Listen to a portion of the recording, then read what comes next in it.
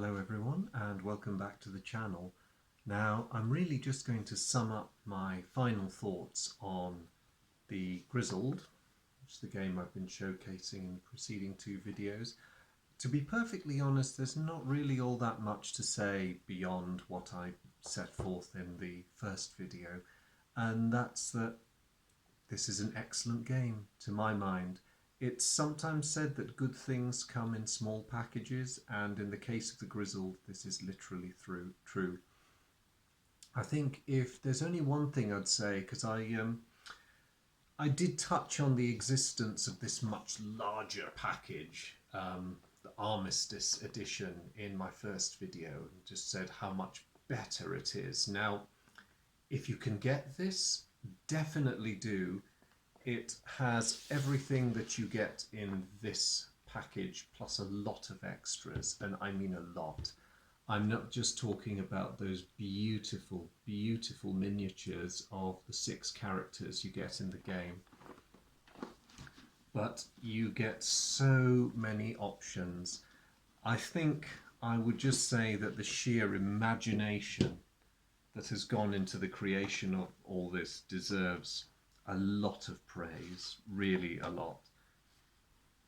You can see the quality of the cards is every bit as good as what you get in the basic game.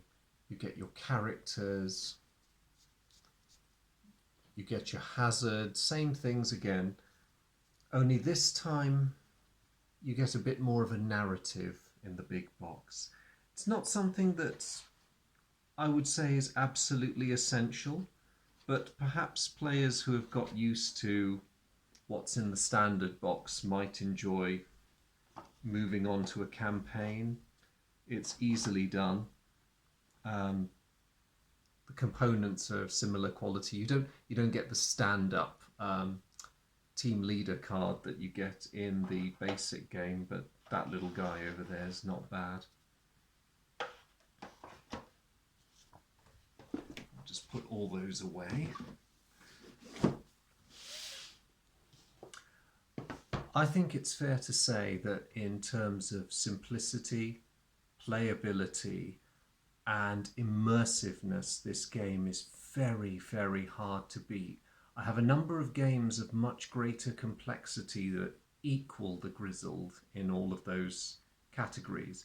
But the Grizzled is just so simple, and that is part of the appeal, I think. And it's very much a group game.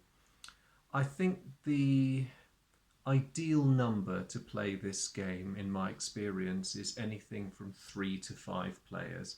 You get the most incredible interactions with groups of that size. And it is much the better if, mirroring the backstory of the game, you all know each other fairly well, because then you have this existing group dynamic and it helps you with that empathy as well.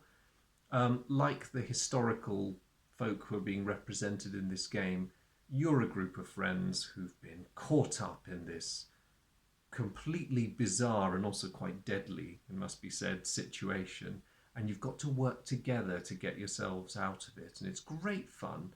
It's a wonderful test of how well you know each other, that's for sure. Particularly when some of the hazard cards come in, because of course in the game there's a limited ability to discuss how you feel about a mission. You can't, as I said before, discuss what cards are in your hand, but you can say things to the group like, I really don't like the look of this, I think we should pull out. And you know, you can put tone into your voice, you can do all the same sort of things. You want a bit of atmosphere, you can whisper it, because you don't want to start talking too loud when you're out in no man's land. Make it really atmospheric that way. One of the hazard cards actually makes your character go mute from the shock or battle trauma, whatever. And it actually says on the card, you cannot communicate verbally with your co-players. You've been struck dumb. You can clear that card with enough support, emotional or otherwise, but it really puts you in that place where you've just seen too much and you just, So, fantastic group game, easily learnt, beautiful artwork, immersiveness is wonderful. I could go on and on, but I'd really just be saying the same thing, pretty much what I've said before. I cannot fault this game at all. And I've said it before, I'll say it again. If you do get an opportunity to play it, please do. I'm pretty sure that you and your friends will not regret it. Thank you.